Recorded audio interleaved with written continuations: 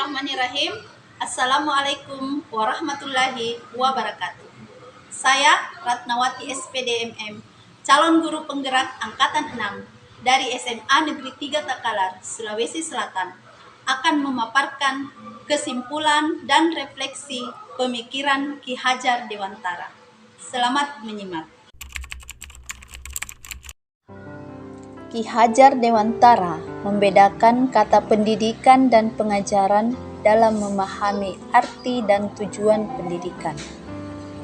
Menurut Ki Hajar Dewantara, pengajaran adalah bagian dari pendidikan. Pengajaran merupakan proses pendidikan dalam memberi ilmu atau berfaedah untuk kecakapan hidup anak secara lahir dan batin. Sedangkan pendidikan memberi tuntunan terhadap segala kekuatan kodrat yang dimiliki anak agar ia mampu mencapai keselamatan dan kebahagiaan yang setinggi-tingginya, baik sebagai seorang manusia maupun sebagai anggota masyarakat.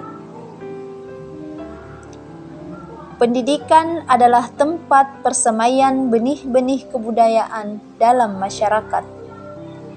Pendidikan dapat menjadi ruang berlatih dan bertumbuhnya nilai-nilai kemanusiaan yang dapat diteruskan atau diwariskan. Pendidikan hanya dapat menuntun tumbuh atau hidupnya kekuatan kodrat yang ada pada anak, agar dapat memperbaiki lakunya, bukan dasarnya, hidup dan tumbuhnya kekuatan kodrat anak. Peran pendidik diibaratkan seperti seorang petani atau tukang kebun. Anak-anak seperti biji tumbuhan yang disemai atau ditanam oleh pak tani atau tukang kebun di lahan yang telah disediakan. Kekuatan sosiokultural menjadi proses menebalkan kekuatan kodrat anak yang masih samar-samar. Pendidikan bertujuan untuk menuntun, dalam hal ini memfasilitasi dan membantu anak untuk menebalkan garis samar-samar agar dapat memperbaiki lakunya untuk menjadi manusia seutuhnya. Menurut Ki Hajar Dewantara, dasar pendidikan anak berhubungan dengan kodrat alam dan kodrat zaman. Kodrat alam berkaitan dengan sifat dan bentuk lingkungan di mana anak berada. Sedangkan kodrat zaman berkaitan dengan isi dan irama. Budi pekerti atau watak atau karakter merupakan perpaduan antara gerak pikiran, perasaan, dan kehendak atau kemauan sehingga menimbulkan tenaga. Budi pekerti juga dapat diartikan sebagai perpaduan antara cipta, karsa, sehingga menciptakan karya.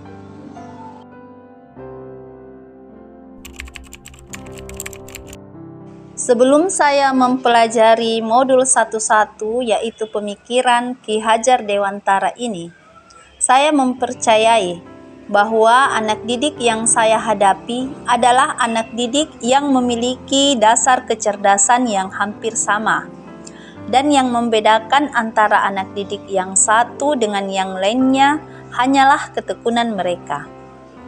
Anak didik yang tekun belajar dan berlatih akan memiliki pengetahuan yang lebih banyak. Demikian halnya dengan pembelajaran di kelas.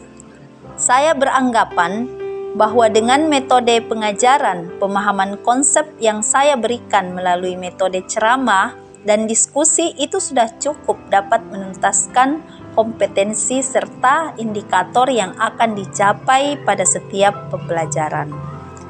Ternyata pemikiran saya tersebut sangatlah keliru. Setelah saya mempelajari modul 11 tentang pemikiran Ki Hajar Dewantara, pemikiran saya mulai terbuka dan memahami bahwa anak didik yang saya hadapi memiliki kekuatan kodrat, memiliki karakter serta kemampuan memahami materi pelajaran yang berbeda-beda. Setelah mempelajari modul ini, saya dapat mulai memperbaiki metode mengajar saya sehingga semua kebutuhan siswa dapat terpenuhi.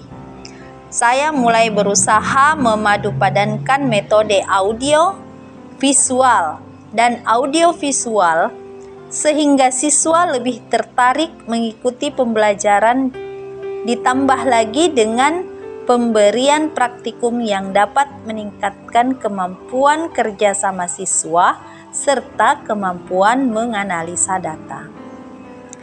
Dengan demikian, setelah mempelajari modul ini, saya dapat menerapkan metode mengajar yang bervariasi, yang dapat saya sesuaikan dengan kodrat dan kebutuhan siswa, yang akan membuat siswa saya lebih tertarik dan termotivasi untuk lebih giat lagi belajar. Selain itu, saya berusaha menuntun, mengarahkan, dan membimbing siswa sesuai dengan bakat, minat, lingkungan mereka berada dengan mengikuti perkembangan zaman, demi terciptanya budi pekerti yang mencerminkan profil pelajar Pancasila. Saya yakin dengan berpedoman pada pemikiran Ki Hajar Dewantara, maka tujuan pendidikan akan tercapai. Sekian pemaparan kesimpulan dan refleksi terhadap pemikiran Ki Hajar Dewantara. Terima kasih atas perhatiannya. Semoga bermanfaat. Salam guru penggerak. Wabillahi taufik wal hidayah. Wassalamualaikum warahmatullahi wabarakatuh.